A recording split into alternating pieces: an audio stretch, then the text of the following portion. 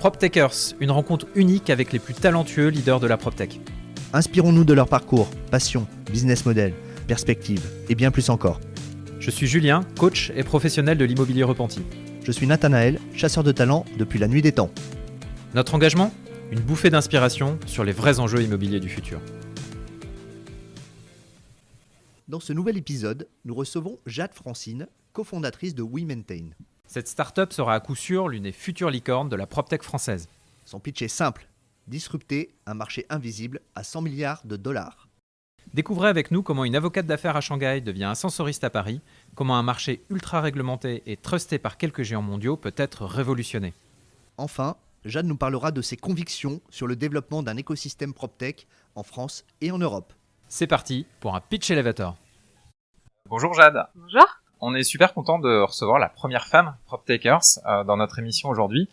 Est-ce que tu peux nous présenter rapidement WeMaintain ? Oui, bien sûr. Déjà, merci à vous deux de me recevoir. Alors, très rapidement, écoute, WeMaintain, c'est une PropTech française qui est maintenant sur Paris et sur Londres. On s'est créé il y a 3 ans et demi avec une ambition finalement assez simple, c'était de venir un peu chambouler le marché de la maintenance réglementée. Donc, c'est tout ce qui concerne les ascenseurs, les escalators, tout ce qui est réglementé en fait au sein d'un immeuble. Et on voulait faire d'une façon assez précise. C'était tout d'abord de vraiment combiner l'humain et la technologie. On pense que les deux sont vraiment indissociables. Et du coup, côté client, donc ce sont les propriétaires et gestionnaires d'immeubles. Et l'idée, c'est vraiment de leur proposer une solution qui combine 2 éléments. Tout d'abord, la maintenance sur ces éléments critiques. Et de l'autre côté, également, leur fournir de la donnée utile et actionnable qui leur permettent de mieux optimiser leur patrimoine. Et comment du coup on s'attaque à un marché réglementé comme ça et qu'on contourne le lobby des ascensoristes, parce que finalement c'est quand même quelque chose d'assez, moi qui me semble en tout cas assez sclérosé, puissant et en place. Comment on fait ça ? On travaille beaucoup. Comment on fait ça ? Alors peut-être pour repartir sur la jeunesse de WeMaintain, à la base on était 3 associés. Aujourd'hui, oui, je l'ai pas dit, on est 75 dans l'équipe. Donc on était 3 et un de mes associés qui est donc Benoît Dupont, lui, il a fait 10 ans dans l'industrie. D'accord. Donc il connaissait très bien l'envers du décor, les rouages de l'industrie, Les contrats qui lient les utilisateurs avec les ascensoristes. Il connaissait tout ça, il avait vraiment une bonne vision. Alors lui, ce qui était intéressant en plus, c'est qu'il avait travaillé et en France et en Asie, notamment il gérait toute la partie service en Asie du Nord. D'accord. Pour le major de l'industrie. Et en parallèle, il a vu tout ce qui était ce tournant digital. Et il voyait bien que ça changeait pas forcément dans son secteur, ni trop finalement dans le secteur de la maintenance en général. Moi, de mon côté, je fais toute la jeunesse. Du coup, de mon côté, je travaillais en cabinet d'avocat d'affaires à Shanghai, où j'accompagnais plein de startups à monter leurs projets, à se lancer en Asie et en Chine. Et puis, il est venu avec un peu, vraiment, c'était les prémices avec l'idée. Et personnellement, j'ai adoré parce que je trouvais que c'était quelque chose de très concret. Je suis assez pragmatique. C'était très concret. Ça apportait de la valeur ajoutée à tout le monde, à toute la chaîne dans l'immobilier, aux gens du terrain qui sont les techniciens, aux utilisateurs. Et puis c'est vrai que finalement le fait que ce soit un marché un peu captif, hein. Voilà, sclérosé. J'aimais bien ce côté challenge d'arriver un peu en challenger. Et donc ça c'était nous deux au départ, et très rapidement on s'est associé avec une personne qui gère toute la partie technique, donc technique au sens informatique. Voilà. D'accord. Avec qui lui avait sa vision, et pour lui le gros challenge c'était de se dire même si c'est un énorme marché, la maintenance d'ascenseurs c'est 35 milliards dans le monde, il n'y a pas de standard en termes de technologie, pas forcément bien matériel, mais juste en termes de données, en termes d'architecture, il n'y a pas de standard.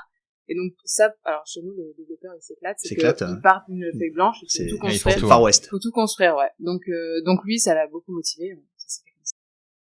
Et comment vous avez convaincu le premier technicien et le premier client de signer chez WeMaintain ?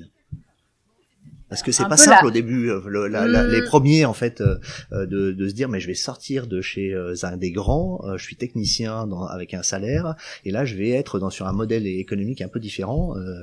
Je me dis que ça n'a pas dû être simple. Oui et non, puisque au final du fait que ce marché soit structuré de la sorte, avec 4 grands acteurs qui dominent, qui ont toujours été là, il n'y a pas eu de changement, on s'est tout de suite imposé comme une alternative. Et le fait que Benoît ait D'accord. travaillé dans l'industrie, qu'il connaisse tous les détails, D'accord. tous les Il est dysfonctionnements, convaincant, en fait. bah, en fait, on savait Qu'est-ce qu'il fallait raconter qu'est-ce qu'il comme fallait histoire. proposer. Et très rapidement, je pense que ce qui explique aussi qu'on a eu un développement très très rapide et avec vraiment des gros comptes, c'était que on avait adressé leurs problématiques, on savait y répondre. Et c'est vrai que nous, notre modèle, il répond aussi bien à nos clients qui vont signer les contrats qu'aux techniciens, parce qu'on a une proposition de valeur assez particulière pour le technicien. C'est quoi là, cette proposition de valeur, ouais? C'est de leur dire, vous avez moins d'ascenseurs à gérer, mais du coup, vous avez plus de temps de le faire. Vous êtes également dédié aux immeubles sur lesquels... sur une zone sur une zone géographique. Également, en fonction des résultats opérationnels, ils sont incentivés financièrement. Donc, il y a vraiment cette idée de remettre le technicien au centre du jeu. Ouais, au centre du jeu, et lui fournir les bons outils technologiques. Donc nous, tous nos développeurs, leur première mission, c'était va falloir créer une application mobile qui réponde aux besoins du technicien, parce que dans l'ascenseur, il n'y a pas de réseau, on travaille avec des gants, enfin il y a plein de choses, que ce soit simple. Non mais ce soit simple pour lui, que ça fasse sens, que la donnée qu'il capte, elle fasse sens quand on la restitue au client. Donc il y a toutes ces choses-là. Et donc on a alors pour le coup, tout ce qui est technologique, c'est créé en interne, parce qu'on veut avoir la main dessus, que ce soit notre ADN. Et la petite différence aussi pour les techniciens, c'est qu'ils gagnent en moyenne c'est 40 à 60% de plus que l'industrie en net. C'est énorme. Donc en fait, c'est un modèle qui s'adresse aux gens qui sont déjà assez expérimentés, et qui sont très autonomes, en fait, dans leur qui sont très bons. Ouais, d'accord. Et ça marche bien, parce qu'au final, ça responsabilise à peu près tout le monde. Et ça permet de faire de la qualité. Bah oui, et ce qui fait que vous attirez les meilleurs de chez les grands. Oui, enfin les grands ou même certains petits, ouais. Parce que ce qu'on voit aussi, c'est que finalement les techniciens qui sont très bons, au bout d'un moment, peut-être que c'est pareil d'ailleurs dans toutes les industries, je pense, au bout d'un moment ils sortent un peu des grandes maisons. Et ils préfèrent aller dans je vais aller une petite maison. Exactement, j'aurai un peu plus de temps, on sera plus équilibré. C'est pas toujours vrai. Hein, ouais, d'accord. mais voilà. En tout cas, ce qui est sûr, c'est que après les bons aussi attirent les bons. Il y a cet effet de réseau. On connaît les mobiles, il existe partout. Ah, d'accord. Et du coup, les techniciens sont indépendants? Oui, alors à Paris, ils sont indépendants, donc ils sont vraiment à leur compte, ils montent leur société, ils ont leurs assurances, tout ça, donc ce ne sont pas des freelances, comme parfois je peux entendre. Et l'autre aspect, c'est que à Londres, on est sur un autre modèle où pour le coup ils sont salariés, donc on a ces deux modèles sans savoir lequel est le meilleur. Les deux fonctionnent bien en fait. D'accord. Voilà, on a ces deux modèles qui fonctionnent. Et pour les utilisateurs ou les propriétaires d'immeubles, quelle est la valeur ajoutée chiffrée? Est-ce que c'est moins cher de travailler avec WeMaintain qu'avec un gros? Est-ce que il y a un KPI qui permet de chiffrer la qualité de service offerte supérieure? Oui, il y a plusieurs éléments. Alors, le premier, déjà, c'est que c'est une autre organisation. Je pense que ce qu'il faut se dire, c'est que il y a une personne qui est dédiée sur le terrain, donc elle connaît les installations, l'ascenseur. Après, on y reviendra, mais on s'est aussi lancé sur tout ce qui est système de sécurité incendie. On a fait une acquisition, donc avec toujours cette même démarche, c'est-à-dire vraiment les personnes sont dédiées, sont responsabilisées. Du coup, opérationnellement, qu'est-ce que ça donne? Ils passent du temps à faire du préventif. Donc nous, ce qu'on voit, on est beaucoup sur l'immobilier tertiaire, c'est qu'après 6 mois d'exploitation, on divise par 3 le nombre de pannes. Donc c'est c'est pas négligeable. C'est pas négligeable. Donc il y a cette partie-là qui est vraiment liée à la qualité sur site, au fait d'avoir des équipements qui sont fiables. Et de l'autre côté, financièrement, souvent ce que j'explique, c'est que oui, on regarde tous les prix de contrat de maintenance, mais en fait ce qu'il faut regarder, c'est pas juste ça, c'est vraiment le TCO, je sais pas comment on dit en français, mais c'est le total cost of ownership. C'est le temps que vous allez passer à négocier des devis, le temps que vous allez passer à régler les problèmes, enfin tout ce temps humain en fait, il compte en fait. Bien sûr. Enfin, voilà, c'est super cher au final quand ça fonctionne pas. Et donc nous, ce qu'on peut voir, c'est que sur toutes les opérations liées aux ascenseurs, on est 20% moins cher, donc, que ce soit la maintenance, fournir du reporting, des données, également les travaux, tout 20% moins cher. C'est aussi énorme. Oui, c'est beaucoup. Et l'autre proposition de valeur ajoutée, c'est le fait que grâce à notre technologie, à notre architecture de données, on est capable de remonter plein d'informations utiles à nos clients. Génial. Donc il y a, dès que le technicien il passe sur site, vous avez du reporting, qu'est-ce qui a été fait, les photos à l'appui, les commentaires, les devis qui vont suivre. Donc tout ça, c'est alors qu'avant tout était fait sur papier quand même. Ouais. Donc ça, c'est digitalisé, automatisé autant que possible, parce que derrière il y a quand même des personnes qui font, le technicien sur le site, Il collecte de l'information et après c'est digitalisé, c'est mis en reporting agrégé. Pour le coup, alors nous notre parti pris aussi c'était en temps réel, pas de filtre. Donc il y a pas quelqu'un derrière qui va faire les informations, tout est encore une fois, on se dit ça responsabilise tout le monde.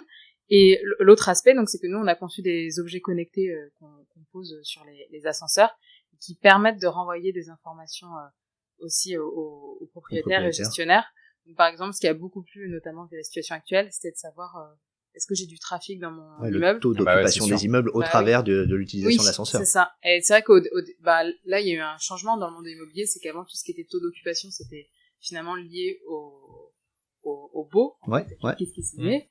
Et en fait, ça veut rien dire. Ouais, c'est ça. Peut-être que vous avez un bail qui a été signé, mais si personne n'est là pendant 3 mois, faut peut-être se poser des questions. Donc, il y a cet aspect-là. Et l'autre aspect qu'on voit de plus en plus, c'est que les données qu'on fournit, c'est vraiment un aide à la décision. Comme par exemple, tout ce qui est CAPEX, il y a des investissements qui sont faits sur les équipements. La façon dont ça a été fait traditionnellement, c'est plus... on tire un peu sur Excel et puis on investit, on se dit ça fait 20 ans. Ouh, pardon. Julien a fait ça. Moi j'avais fait ça pendant quelques temps, ouais. T'as tiré sur Excel, voilà. Super fort sur Excel. Une technique quand même, c'est pas. En se disant ça fait 10 ans, donc on va changer, etc. Là justement, on est comme il y a le modèle prédictif permet d'être beaucoup plus fin. Alors c'est pas prédictif pour le coup. Ça le deviendra. On pourrait faire un petit chapitre là-dessus, oui, mais pour l'instant c'est juste de dire on voit ce qui s'est passé. On voit est-ce que ça a été utilisé, est-ce qu'il y a eu des pannes, quel est le taux d'occupation. On utilise toutes ces données et on peut dire, en fait, cet immeuble, en fait, il est en surcapacité, donc oui, il faut investir là tout de suite et en fait, il faut investir beaucoup plus tôt. Ou à l'inverse, en fait, votre immeuble il est jamais vide, utilisé. donc il n'y a pas forcément besoin d'investir. Donc il y a cette logique et en plus qui est un peu en lien, je pense, avec ce qui se passe dans l'immobilier sur tout ce qui est ESG, de dire maintenant, on va être certain qu'on investit pour les bonnes choses, d'investir financièrement dans des équipements. En fait, ça a aussi un impact environnemental derrière. Donc voilà, donc nous, on est là, on aide à prioriser les décisions d'investissement. Ce sont des choses qui sont pas très glamour, mais qui sont indispensables. Indispensables. Et pourquoi le tertiaire? Est-ce que les centres commerciaux qui ont des ascenseurs, qui ont des escalators, est-ce que c'est pas un marché à adresser? Enfin, qu'est-ce qui a fait que vous êtes allé directement sur le tertiaire? Ouais, alors on fait, alors nous pour le coup, on adresse le tertiaire, la copropriété et maintenant les centres commerciaux. Ah oui, copropriété aussi, oui, donc le B2B2C en fait. Exactement, ouais. Donc en fait, on s'est lancé sur le marché et de la copropriété et du tertiaire en même temps, en disant on va voir comment réagissent les marchés. Très rapidement, ça a pris sur le tertiaire. Ah ouais, c'est ce qui a été la plus grosse traînée de poudre. Oui, parce qu'en fait, il y avait ce besoin de transparence, de reporting, que ça fonctionne, ça fait tâche quand franchement ça fonctionne pas dans un immeuble. Volumique. Hôtellerie aussi, ça fait tâche quand ça. Oui, exactement. Donc très rapidement, en fait, ça a pris. Il y a eu l'effet bouche à oreille où les gens, les clients ont commencé à en parler. Ils ont vraiment joué le jeu aussi. Je pense qu'ils étaient contents de trouver une alternative qui fonctionnait bien. Ouais.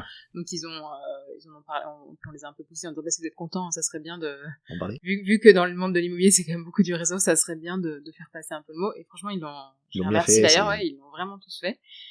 Et sur la copropriété ça fonctionne bien, mais les cycles sont plus longs en plus avec la crise actuelle. Il y a plein d'AG qui ont été décalés, tout ça, mais on a 20% de notre parc c'est de la copropriété, mais la façon dont on l'adresse c'est plutôt que c'est ils nous démarchent, nous, et on répond. D'accord. Voilà, donc c'est du commercial inversé. Exactement. Génial. Et pas d'accord avec des grands administrateurs de biens type Foncia Si, pour le coup, on a un accord avec Foncia qu'on a signé l'année dernière. Donc, on travaille quand même avec les très gros acteurs du marché, parce que même eux, peut-être, ils ont intérêt aussi à se différencier, à proposer de nouveaux acteurs. Donc, on travaille avec un accord avec Foncia. Et sur les centres commerciaux, pour peut-être compléter, on s'est rendu compte que finalement, on avait eu du mal à percer sur les foncières cotées pendant peut-être nos 2-3 premières années. D'accord. Peut-être c'était lié à notre taille, je sais pas forcément pourquoi. Et là, cette année, on commence à signer, ça marche. Ça commence à marcher. Et les promoteurs immobiliers résidentiels qui construisent des immeubles résidentiels avec un ascenseur, est-ce que ça pourrait être une piste que de signer un contrat en amont? Nous, on fait pas du neuf à proprement parler, parce que c'est une toute petite partie du marché, c'est 4% du marché de l'ascenseur, donc c'est pas très intéressant. Non, on préfère quand même se concentrer. On préfère l'existant. L'existant qui a des problèmes. Oui, il y a des problèmes. Puis c'est ça qui était intéressant aussi dans notre démarche, c'est que on a vu que l'ascenseur était problématique, Puis en parlant avec nos clients, ils nous ont dit mais en fait il y a plein d'autres trucs qui marchent pas bien. Donc c'est pour ça qu'on a fait l'acquisition d'une société qui est spécialisée dans tout ce qui est système de sécurité incendie, parce que c'est la même idée, c'est qu'il y a quelques grands acteurs, on ne sait pas ce qui se passe. Là beaucoup ça touche, l'ascenseur touche aussi à la sécurité, mais les systèmes de SSI aussi. Donc on a petit à petit, quand on a des demandes, à Londres on fait les escalators, parce qu'on a eu plein de demandes, parce qu'il y en a beaucoup plus aussi à Londres. D'accord. Donc on sait s'adapter aussi. D'accord. Et c'est un marché qui pèse quoi, le marché de la sécurité incendie, de l'escalator par rapport au marché de l'ascenseur? Alors si on regarde tout le marché de la maintenance réglementée, c'est un marché de 100 milliards. Ah, c'est énorme. Oui, c'est énorme. Mais c'est énorme, mais en fait c'est invisible. Mais en fait il n'y a pas d'immeuble sans installation. Enfin, c'est ça qui est intéressant. Ouais, c'est donc oui, c'est vraiment... Ok. Parler de ton développement, que le bouche à oreille marchait très bien, mais ça suffit pas le bouche à oreille. T'en es où de tes levées de fonds? Quelle est l'actualité là-dessus et quelles ont été les différentes étapes par rapport à ça? Et dernière question, et je finis après, et qui sont tes actionnaires principaux? Yes. Alors, nous, donc, on a déjà fait 2 levées de fonds. Donc, on s'est vraiment lancé sur Paris fin 2017, et on a eu de la chance que, comme je disais très rapidement, la proposition de valeur a plu côté tout le monde, en fait. Franchement, ça a bien plu. Donc, on a fait notre premier tour de financement en début 2018, où là, on a plutôt fait rentrer des family office. On a fait un tour de financement d'1,8 million. Et très rapidement, en fait, vu l'attraction qu'on a eue, on a refait un tour de financement mi-2019, où là, on a vraiment fait rentrer des fonds d'investissement capital risque. Donc, on a fait rentrer ID Invest Partners et Raise Venture, qui est le fonds d'investissement de Clara Guémard et Gonzague de Blinière. Avec cette logique, ils connaissaient quand même très bien l'immobilier, ils avaient les bons réseaux, parce que évidemment c'est important dans l'immobilier. Oui, derrière Raise Venture, il y a tout le CAC 40, bien sûr. Voilà, c'était bien. Et après, ID Invest, eux, ils ont un fonds spécialisé dans tout ce qui est Smart City, donc ça s'intégrait parfaitement. Également, ils sont présents aussi en Asie, qui est une région qu'on regarde beaucoup. Donc voilà, donc ça faisait sens, oui. Et tes chiffres clés, donc du coup tu as parlé tout à l'heure du nombre de collaborateurs que tu avais, mais grosso modo si tu pouvais nous donner quelques chiffres clés de WeMaintain. J'en ai beaucoup. Chiffres clés, alors on peut pas communiquer sur le chiffre d'affaires, etc. Parce que les chers investisseurs ne seraient pas forcément contents, mais en revanche ce que je veux vous dire c'est qu'on fait x3 chaque année. On travaille avec... je crois qu'aujourd'hui, on a plus de 170 clients. Donc nous, on a ouvert Londres l'année dernière en pleine pandémie. Voilà, ça a été... on s'est posé des questions, évidemment. Genre, est-ce qu'on y va? Est-ce qu'on n'y va pas? On s'est dit, en fait, on y va parce que nous, on était persuadés que la situation actuelle pousserait, en fait, aussi les acteurs de l'immobilier à se poser des questions sur comment ils veulent opérer leurs immeubles. Donc on y a été. Et donc, ce qu'on a vu, c'est que Londres a fait 3 fois plus vite que Paris en termes de chiffre d'affaires, oui.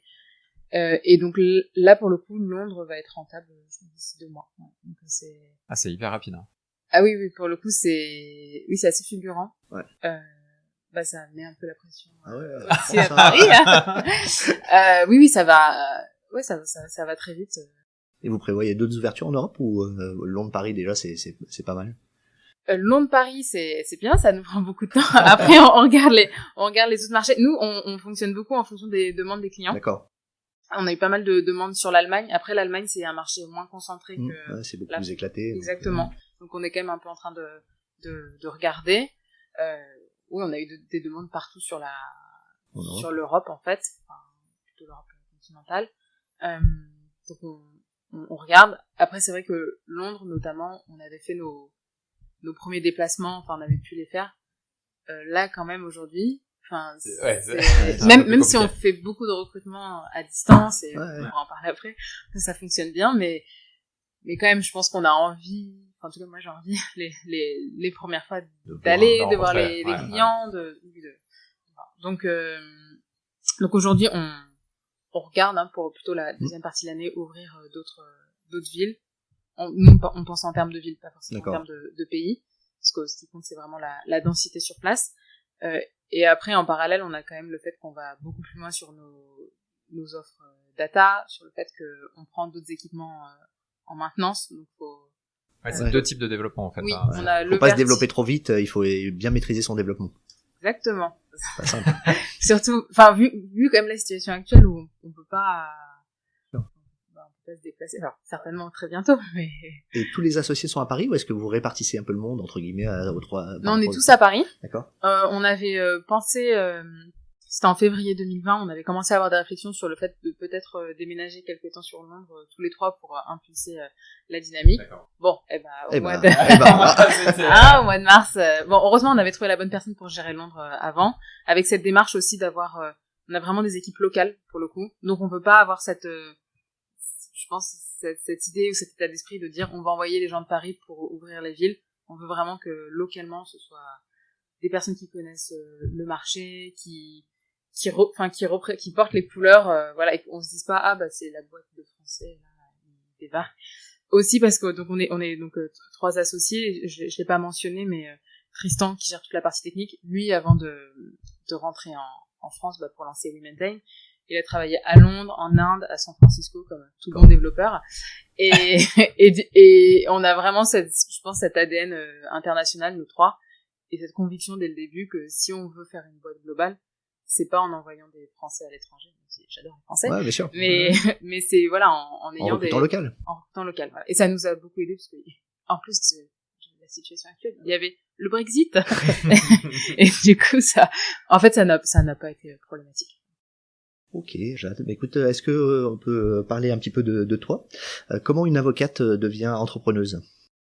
Moi, j'ai eu la chance de travailler avec des entrepreneurs. Le gros de la clientèle de mon cabinet d'avocat à Shanghai, c'était des entrepreneurs, soit dans la start-up, soit plutôt de la PME.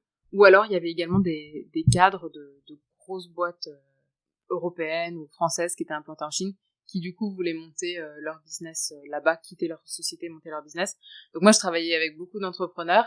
Et puis je pense qu'au bout d'un moment, quand on travaille avec eux et qu'on aime bien faire, on se dit moi aussi. Mais moi aussi, pas de raison. Oui, exactement. Et l'autre aspect, c'est que du coup, quand j'étais en Chine, je voyais toutes ces énormes sociétés, toutes ces startups, ces scale-up chinoises, américaines qui se développaient super vite. J'en voyais pas beaucoup côté européen. Et encore moins de françaises. Encore moins de françaises. Et du coup, ça me frustrait un peu, parce que quand on vit à l'étranger, je pense qu'on se sent d'autant plus européen et français. Je me disais, quand même, au final, on a des valeurs, on a des... Ouais, bien sûr, on a des talents, il y a de l'intelligence, il y a aucune raison. Il y a pas de raison. Et quand Benoît m'a présenté les prémices de WeMaintain, on s'est rendu compte aussi que tout ce qui était licorne, qui est un peu la première étape pour les sociétés vraiment à taille très importante dans la tech, donc les licornes dans le monde de l'immobilier, 76% étaient américaines, 24% sont chinoises. Ce chiffre n'a pas changé. 2-3 ans après, ça n'a pas changé. Donc là, c'est un message que je fais passer également à tous les personnes qui écoutent ce podcast, c'est que, en fait, oui, on se lamente souvent sur le fait qu'on n'a pas voilà, il faut que la French Tech prenne plus de place, qu'elle s'impose et tout, mais ça dépend aussi beaucoup des clients, en fait. Donc moi, c'est ce que j'explique généralement, c'est que si vous voulez pas que le monde futur de l'immobilier, qui sera quand même axé sur la donnée, la tech, soit américain ou chinois, c'est aussi à vous d'encourager les acteurs locaux, en fait, oui. Parce que parfois, il y a toutes les raisons du monde pour, mais non, mais on peut pas, parce que je ne sais pas quel process de référencement ou quoi, mais en fait, le game, l'enjeu, il est pas là, en fait. C'est quand même de s'assurer que le monde de demain, ça sera un monde qui est à notre image, qu'on a envie de construire et pas juste se le laisser imposer. Il y a côté client, après, il y a aussi côté, je pense, investissement, où les choses sont beaucoup en train de changer. Il y a quand même de plus en plus d'acteurs européens qui investissent sur les startups françaises, mais c'est encore très oui, c'est encore très récent. Voilà, gros sujet. Et Jade, qu'est-ce qui t'a mené à Shanghai, en fait? C'est quoi un peu ton parcours rapidement? Ouais. Alors, déjà, moi, je suis française et d'origine indienne. Donc, du coup, j'ai toujours eu, je pense, cette ouverture sur le monde. Enfin, j'aimais beaucoup l'Inde, mais de façon générale, c'était juste le monde. En fait, chez mes grands-parents, en fait, mon grand-père, c'était intéressant. Mon grand-père, lui, il est indien de sang. Voilà, un jour, j'ai réalisé que mon grand-père est noir, en fait. Il était vraiment de couleur. Il parlait tamoul. Pour autant, lui, il était né en Indochine à l'époque, donc il parlait aussi vietnamien. Ma grand-mère, elle était à moitié française, à moitié indienne. Elle était née au Cambodge. Donc, on a toujours eu, quand même chez nous... de l'ADN international. Oui, l'ADN international. Ma mère aussi, elle est française, mais elle avait vécu en Grèce, en Angleterre. Donc on a toujours eu ça dans la famille, et je pense que c'était assez cultivé. Voilà, on mangeait. Moi, quand j'ai chez mon grand-père, c'est tu veux français, vietnamien ou indien. Ouais, c'est ça, c'est ça nourri, en fait. Oui, oui. Oui, sans mauvais jeu de mots. Oui, non, mais c'était ça. Dès qu'on était petits, on nous a emmenés en Inde. Enfin, c'était quand même, ça fait toujours partie de notre identité. Toutes les femmes dans ma famille se sont mariées en sari. D'accord. Indiennes. Et donc j'ai toujours eu ça. Après, peut-être pour vraiment faire mon parcours, donc moi j'ai fait Sciences Po Lille avec cette idée de se dire bon bah un jour j'étais très sur tout ce qui était l'intérêt général, les valeurs françaises, j'en ai déjà un petit peu parlé, et je me suis dit bon bah j'aimerais bien intégrer la diplomatie, ça regroupe un peu les deux. Et un jour j'ai donc la diplomatie, peut-être soit le Quai d'Orsay, soit l'ENA, bon à voir. Et un jour j'ai rencontré des gens qui faisaient ça. Et là, ça m'a déprimée, en fait. Sincèrement, je vous le dis. Parce que je me suis dit, en fait, c'est très politique, moi, j'ai un petit comme la bande dessinée Quai d'Orsay, là. Oui, c'est ça, voilà. Moi, j'ai un petit côté idéaliste, quand même, où il faut que les choses bougent, faut faire les choses. Ouais, faut qu'il y ait une impulsion, faut avoir sens, ouais. Et donc, là, je me souviens, il y avait une présentation à Sciences Po. C'était en amphi JS6. Je me dis, mais en fait, je ne veux pas travailler avec ces gens-là. Et je suis partie, et je me suis dit, bon, bah, on verra. Autre chose. Faut que je trouve autre chose. Et ça tombait bien parce que en 3e année à Sciences Po, on avait une année d'échange obligatoire. Donc, moi, je suis partie à Hong Kong en me disant, je connais bien l'Inde, j'aimerais bien connaître la Chine. Surtout que c'était intéressant parce qu'à l'époque, il y avait un peu tous ces articles très négatifs sur la Chine, enfin, tout le côté pollution. Bon, il y en a encore, mais il y a vraiment, c'est très négatif dans les médias. Je me dis, bah, ce serait bien que tu ailles voir par toi-même. Donc, je suis partie à Hong Kong, qui était une bonne porte d'entrée sur l'Asie. Et de là, j'ai beaucoup voyagé en Chine. Et j'ai adoré. Pour plein de raisons, mais j'ai aimé le côté qu'il n'y avait pas forcément de barrières, le dynamisme, le côté très business, très pragmatique. Donc ça m'a vraiment beaucoup plu.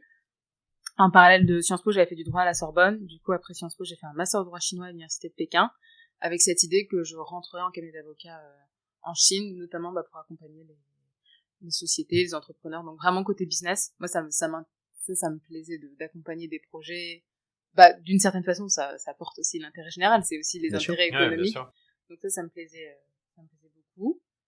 Et ça fait longtemps que je suis pas retournée en Chine, mais parfois j'y pense avec un peu d'amertume. Mais oui, pour le coup, c'est un environnement que j'ai adoré. Oui, je suis restée quand même 5 ans là-bas, et avec des moments où c'était très dur. Enfin, mais bon, je pense que ça forge aussi, c'est que quand on est au milieu de Pékin, tout seul, parfois on se dit, mais qu'est-ce que je fous là Qu'est-ce que je fous là, en fait? Qu'est-ce que tu fais? Et après, parfois on se retrouve, moi j'ai appris le chinois ou... le mandarin?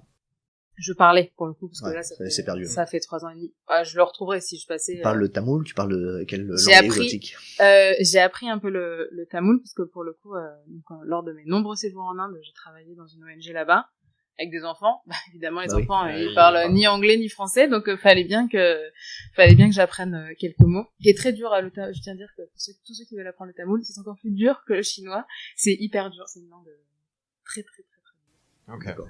Bon, à la fin de ce podcast, tu nous diras quelques mots en tamoul. Ah non. Non, moi j'étais intéressé de savoir comment s'opérait la gouvernance entre 3 associés, parce qu'on dit toujours 3 associés, c'est un peu compliqué de répartir les rôles. Comment ça fonctionne avec les personnalités, avec tes 2 associés? Alors nous, je pense qu'au contraire, c'est vraiment un gage de stabilité chez nous. Ouais. Parce que du coup, le fait qu'on soit 3, alors déjà on a des profils très différents avec des expériences assez différentes, nos personnalités aussi. Voilà, si je prends Benoît qui est CEO de Women10, lui il est vraiment sur la vision, sur les stratégie. Voilà. Moi, quand même, je viens du monde juridique où il faut que ce soit quand même carré, les détails et tout. Donc, moi, je suis sur le côté, je dis un peu chiant, quoi. Ouais, genre, non mais là, oui, ta vision. Ouais, d'accord. Mais en fait, dans la vraie vie, voilà. Donc, et Tristan, lui, il est donc sur vraiment la partie technique. Donc on a nos rôles, voilà, Benoît, lui, c'est la partie internationale, plutôt les investisseurs. Donc il y a l'externe, l'interne et la technique. Oui, moi après je gère aussi tout ce qui est partie marketing, d'accord. Et je suis pas mal sollicitée sur tout ce qui est ouverture des grands comptes. Parce que vu que je suis un peu identifiée dans les médias, du coup c'est un peu plus simple pour moi d'y aller. jusqu'à aujourd'hui ça a plutôt bien marché. Donc on a chacun nos équipes. Donc ça fonctionne plutôt bien. Mais après, on a juste, je pense, des rituels. C'est-à-dire que tous les dimanches, à 16h, on prend 2 heures pour balayer tous les sujets importants. On part en vacances ensemble. En fait, on s'entend très bien. La vérité, c'est qu'on s'entend très, très, très bien. Avec, Il y a une relation amicale au-delà. Ah oui, oui. Et donc, et ce qui est important aussi, c'est que, vu que on a tous les trois nos compétences, un peu vos sensibilités et vos personnalités, ouais. Du coup, on se fait vraiment confiance. Et donc, quand il y a des choix très importants, par exemple, je sais pas, embaucher une personne vraiment clé dans l'équipe, il y en a 2 qui sont d'accord, l'autre n'est pas d'accord. Généralement, la personne qui est pas d'accord va dire, je vous fais confiance. En fait, je vous fais confiance. Okay. D'accord, il y a pas de. Donc, franchement, on n'a jamais eu de crise de gouvernance, de choses. Quand il y a des choses à se dire, on s'appelle et on se le dit. Enfin, je pense qu'on a une bonne... Une fluidité dans les échanges qui... C'est hyper intéressant parce qu'il y a beaucoup d'enjeux quand même. Enfin, c'est une société qui grossit beaucoup. Je pense que les sujets s'accumulent au fur et à mesure des journées. Donc, du coup, c'est hyper important d'avoir ce... On l'a eu, je pense, dès le début. Enfin, pour nous, c'était important qu'on soit alignés sur les valeurs, sur le niveau d'ambition. Ça, c'était, qu'on soit tous vraiment pleinement engagés.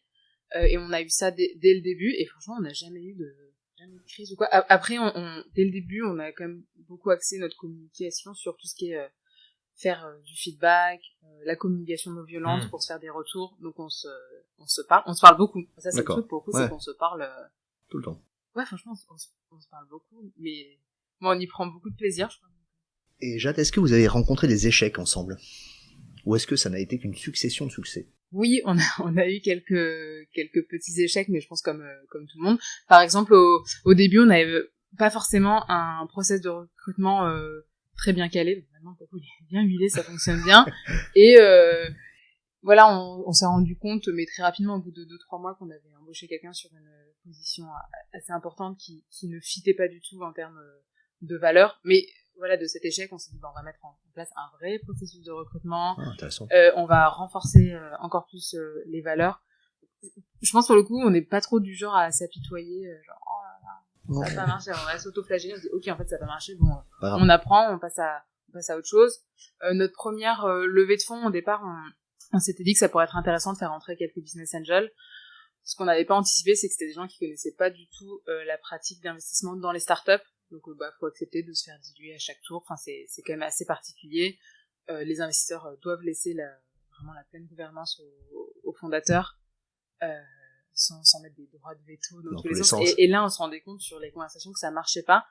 Donc, ça nous a quand même planté la première étape de notre première levée de fonds. Et je pense que ça nous a d'autant plus motivés sur le fait, non, en fait, c'est notre boîte, et nous, on va avoir le contrôle. Et donc, c'est des petites choses comme ça, mais rien de...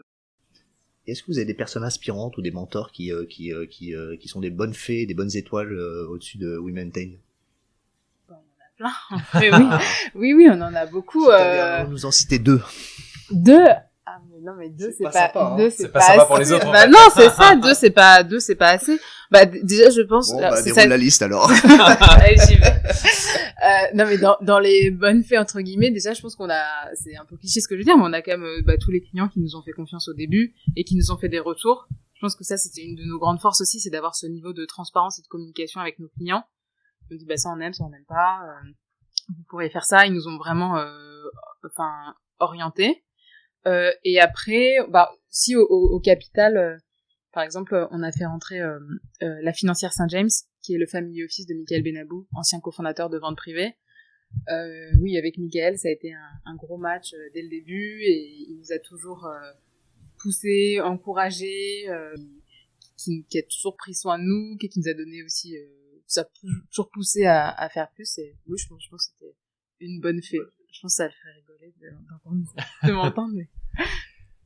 si on passe sur ta structure et plutôt le côté RH, c'est quoi les gros enjeux aujourd'hui de WeMaintain, les gros enjeux RH de ce point de vue-là?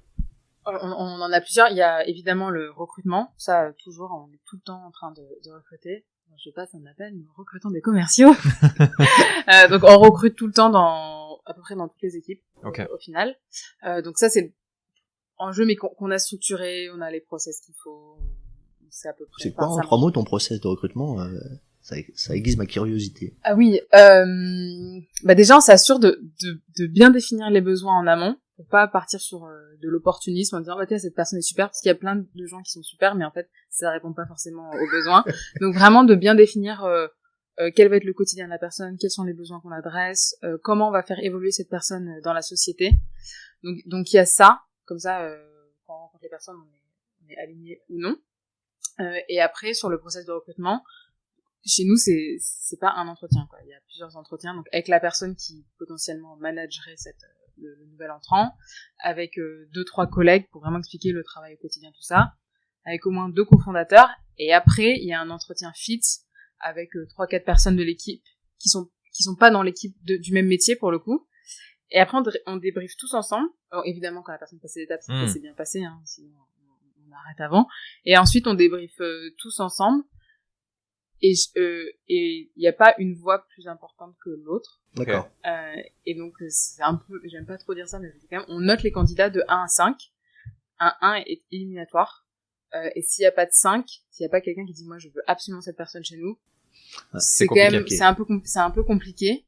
Donc il y a cette partie recrutement, et après il y a vraiment la partie onboarding. Quand ils rentrent, on s'assure qu'ils puissent échanger avec tout le monde, qu'ils comprennent vraiment ce qu'on fait, parce que nous entre le produit, les opérations, enfin franchement c'est quand même les premières semaines c'est complexe. Oui, je pense qu'on s'en prend plein la figure parce qu'il faut ingurgiter énormément d'informations. Oui, franchement je pense que c'est un peu lourd, donc on essaie d'alléger à chaque fois, mais c'est un petit peu lourd. Et après un autre point qui est, je pense, un nouveau process qu'on a mis en place qui marche bien, c'est sur les périodes d'essai. C'est assez collégial aussi, donc il y a plusieurs personnes qui sont interrogées pour dire est-ce que oui ou non on continue, est-ce qu'on arrête, est-ce qu'on reconduit la période d'essai. Donc ça permet de faire du feedback. Nous on essaie vraiment de faire du feedback tout le temps. Pareil, les candidats au bout de 6 semaines, ils nous font on appelle ça un rapport d'étonnement. Les premiers rapports d'étonnement, on a pris un peu plein la figure. Et puis maintenant ça va mieux. C'est tout. Puis après on essaie quand même que ce soit pas trop, on soit pas trop rigide. Donc nous, pareil, dans le recrutement, on regarde pas les diplômes. On a quand même une ouverture d'esprit sur les parcours. Ah oui. En fait, c'est surtout la motivation qui compte. Après, sur certains postes, oui, bien sûr, évidemment, il faut quand même l'expérience. Mais c'est vraiment la motivation. Et ensuite, on estime que WeMaintain, c'est quand même l'aventure de tous ses collaborateurs. Donc, on donne des parts à tout le monde. D'accord. Génial. Tout le monde. Et voilà, on voit quand même que ça attire les talents de se sentir. Ça change un peu la donne, en fait. C'est ce qu'on dit, on veut des propriétaires, on veut pas des locataires. Donc, t'as 2 types de populations, en fait. T'as les employés et les personnes qui sont indépendantes. Comment tu manages les indépendants, les salariés? Qu'est-ce qu'il y a de différent entre les deux? C'est assez différent pour le coup, parce que les techniciens qui sont à leur compte travaillent en tant que sous-traitants, et donc c'est une prestation.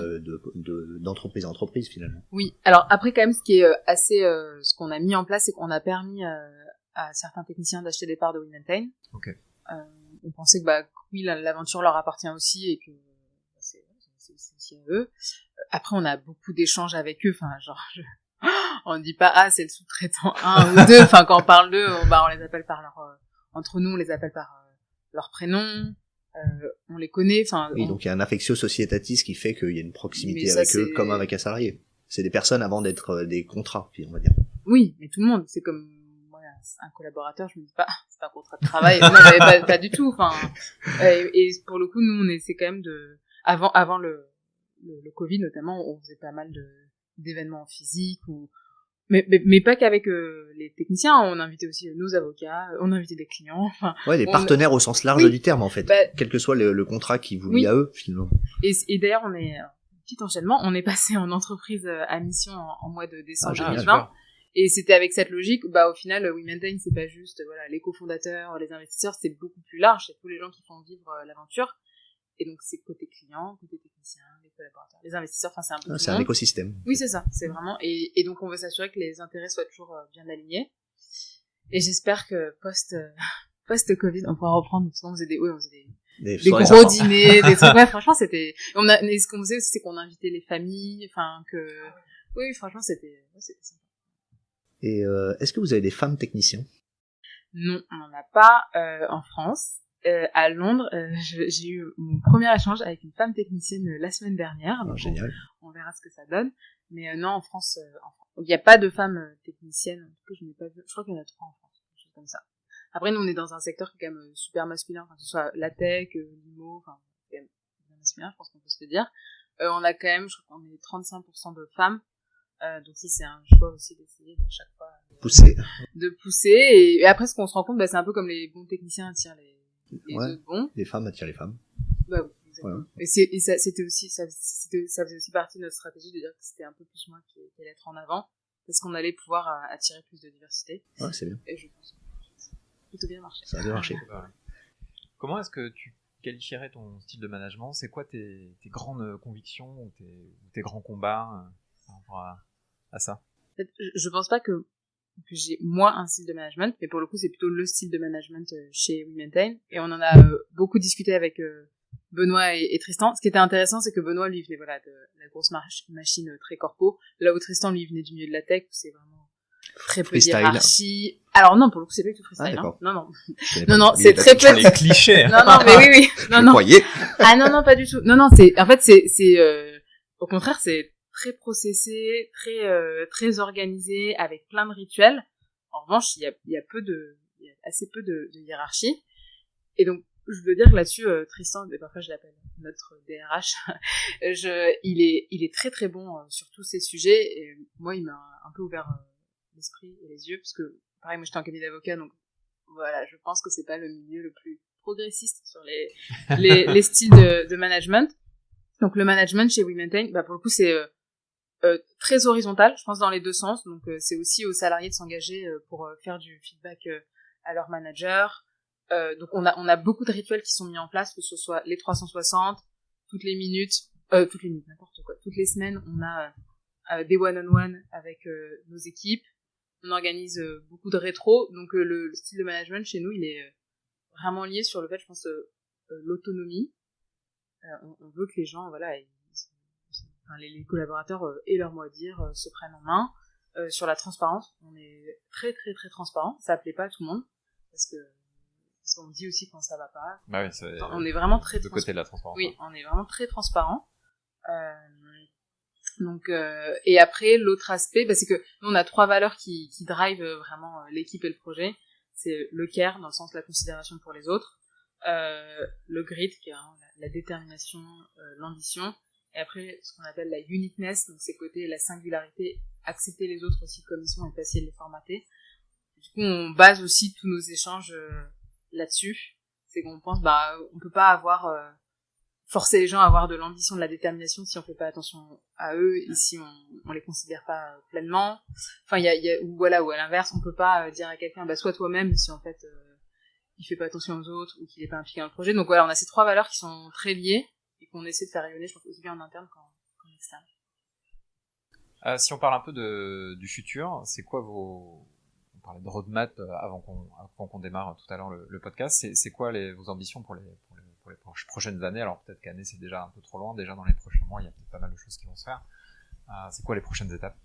Alors nous, il y a des étapes tous les jours, je dirais, mais les projets, en fait, là vraiment la vision moyen long terme, quand même, c'est de s'inscrire comme leader dans tout ce qui est maintenance réglementée, d'être ce nouvel acteur sur les immeubles qui va apporter de la valeur aux propriétaires, aux gestionnaires, aux utilisateurs.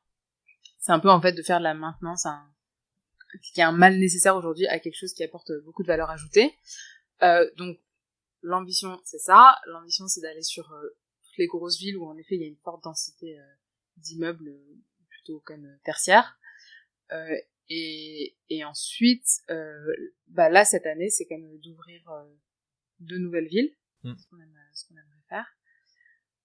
Évidemment, on a des plans de levée de fonds comme toute startup qui apporte croissance. Le recrutement, c'est un peu vague ce que j'explique, mais en fait, toutes nos étapes, c'est juste pour arriver à ce but final, en fait. Faire grossir les équipes, avoir plus de fonds pour permettre de se déployer, prendre des parts de marché, aller sur les marchés aussi où on a besoin de nous. Enfin, on a des clients qui nous disent, moi, j'aimerais bien que vous alliez là-bas. voilà pour les prochaines étapes. Et après, dans ce qu'on se rend compte quand même, c'est que donc on a commencé à mettre nos capteurs, on a quand même une grosse équipe de data scientists chez nous. On voit qu'il y a de plus en plus de demandes côté acteurs de l'immobilier sur comprendre ce qui se passe dans les immeubles, comment mieux les piloter à distance, parce que avec le Covid, bizarrement, on ne pouvait plus aller forcément sur site tous les jours. Donc il y a cette grosse demande, et ça c'est très intéressant. Il y a vraiment un changement en disant, en fait, la technologie va apporter de la valeur ajoutée, va permettre de mieux piloter, mieux comprendre, mieux anticiper, mieux dépenser. Donc nous, on s'inscrit dans cette démarche. Et une fois que vous serez leader, qu'est-ce qui se passera? Qu'est-ce que Jade va faire une fois que vous serez leader? Vous aurez atteint votre but? Dormir. Enfin. Je vais dormir. Qu'est-ce qui se passera? Est-ce qu'on recrée nos startups? Est-ce qu'on la développe en phase de maturité? Je n'en ai aucune idée. On a très souvent cette question sur quand est-ce que vous voulez vendre, quand est-ce que... Et en fait, ce qu'on explique à chaque fois avec Benoît et Tristan, c'est que tant qu'on prend du plaisir, en fait, on va pas s'arrêter. Ah oui. Enfin, il y a pas de raison. Mais non. Et souvent, c'est vrai qu'on atteint une étape. Par exemple, on signe un gros contrat. Ça, c'est dingue. Par exemple, quand on a signé tout le portefeuille d'Alliance Real Estate à Paris, trop dingue. Génial. Franchement, trop bien, trop content. Et après, on fait, c'est pas assez, en fait. Donc, du coup, c'est ça, je pense que finalement. Il y a toujours une nouvelle étape, en fait. Oui, l'ambition, vient en marchant. Oui, on a toujours plus d'ambition. Et c'est bien parce que ça drive tout le monde aussi. Je trouve que c'est assez sain. On voit que l'immobilier, c'est un secteur qui change pas mal. Qu'est-ce qui te marque le plus, au fait, dans ce que tu observes, soit avec les entreprises avec lesquelles tu travailles, soit par l'observation du marché ou les retours que tu as? C'est quoi les éléments qui vraiment te marquent dans ce qui se passe aujourd'hui? Alors, ce qui m'a marqué et ce qui me marque toujours un peu, c'est que finalement, quand on regarde l'immobilier, c'est la plus grande classe d'actifs dans le monde, et toutes ces façons de fonctionner sont encore très manuelles, très peu automatisées, alors que quand on regarde d'autres industries, ça y est, ça a été lancé.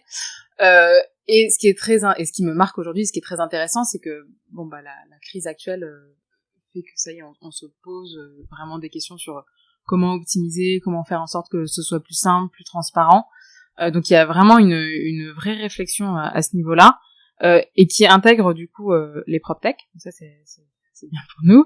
Alors qu'avant, je pense qu'on voyait un peu la PropTech comme ah oui, les entreprises avec la technologie, ça va venir remplacer l'humain.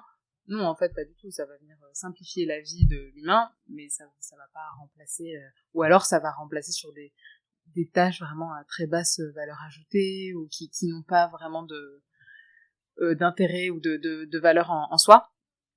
Donc je pense que ce qui est très très intéressant aujourd'hui, c'est qu'il y a ce shift en disant en fait ça peut plus fonctionner comme ça, il faut qu'on se pose des questions, il faut qu'on fasse mieux. Il y a évidemment beaucoup de pression de la part des investisseurs aussi sur tous les sujets ESG, et tout ça c'est assez lié en fait. C'est faire passer l'immobilier un peu dans la next step. Donc on parle beaucoup du smart building, tout ça. Et c'est sûr qu'aujourd'hui les immeubles ils sont pas très smart. Pas très smart. Voilà. Donc il y a beaucoup de choses à faire, et en vrai je pense c'est super excitant, d'être au début des changements comme ça. Un peu le porte-drapeau quoi de ces changements. Il y a plein de choses à faire. Je trouve ça super excitant. Sachant qu'on va aller vers du mieux.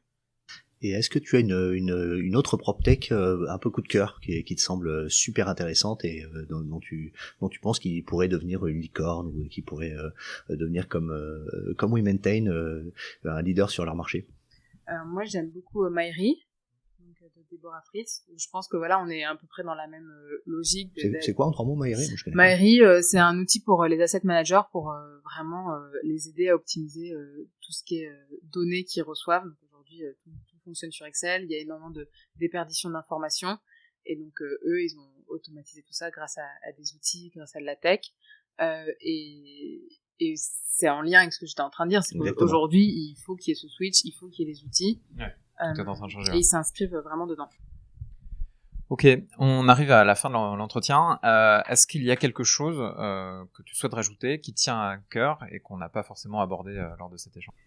On en a déjà un petit peu parlé, mais je vais le répéter.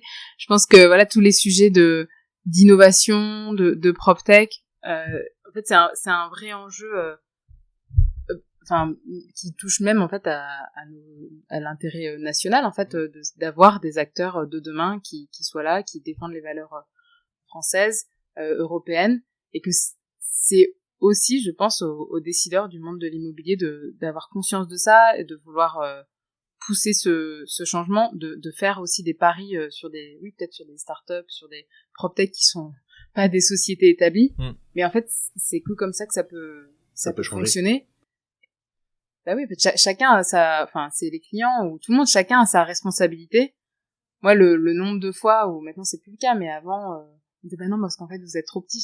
En fait, c'est comme quelqu'un qui cherche son premier emploi. On dit vous avez pas d'expérience. Mais si personne en fait me laisse ma chance au début, je n'aurai jamais d'expérience. Donc c'est un peu ça. Et surtout, en fait, finalement, les risques sont très limités. Enfin, au pire, oui, on fait un test, ça ne fonctionne pas. Bon, bah, l'immeuble va pas être détruit. Enfin, faut aussi rationaliser. Les risques sont très très maîtrisés. Donc, je pense qu'il y a cet aspect-là. Et l'autre aspect qui est assez intéressant, c'est que je pense que tous les grands groupes ont beaucoup à apprendre aussi des structures plus agiles. Et nous, c'est intéressant, on fait parfois du shadowing chez certains clients pour voir comment ça fonctionne, quoi. Ouais. Et là, j'en ai un qui m'appelait, qui m'a dit, bah, moi, j'aimerais faire du shadowing chez vous pour voir comment ça fonctionne. Je dis, oui, bah, bien sûr. Mais voilà, il y a plein de choses à apprendre et je pense que le rapport de force est quand même un peu en train de s'équilibrer parce que les proptech, les startups, ont des connaissances, ont des visions que n'ont pas les acteurs du monde de l'immobilier et ce qui est clé, c'est de se parler et de le partager. Ouais. Merci beaucoup Jade pour cette bonne discussion. Nous ne prendrons plus jamais l'ascenseur comme avant. Merci à vous deux. Merci Jade. Merci Jade, à bientôt.